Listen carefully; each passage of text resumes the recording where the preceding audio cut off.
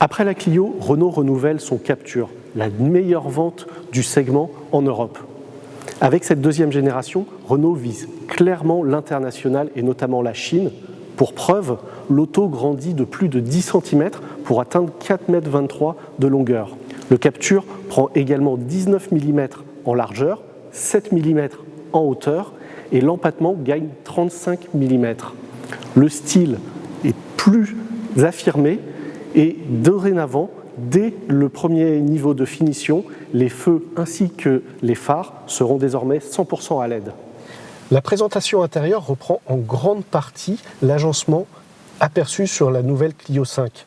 Avec ce grand écran tactile pouvant aller jusqu'à 9,3 pouces, on pourra également retrouver les instrumentations, les compteurs numériques, la même qualité de matériaux. En revanche, ce qui change, c'est sur la version boîte robotisée, la commande étant 100% électrique, il n'y a plus rien en dessous, ce qui fait qu'on pourra disposer d'une zone pour la recharge par induction du téléphone portable. À l'arrière, la banquette est toujours coulissante.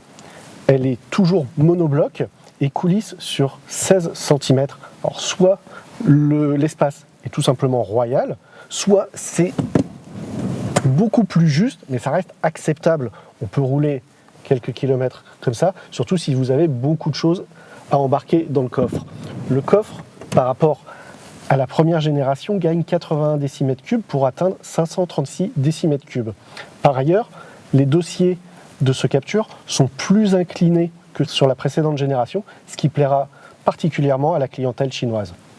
Pour la partie mécanique, ce Captur reçoit 3 moteurs essence, 100, 130 et 155 chevaux, et 2 versions diesel, 95 et 115 chevaux.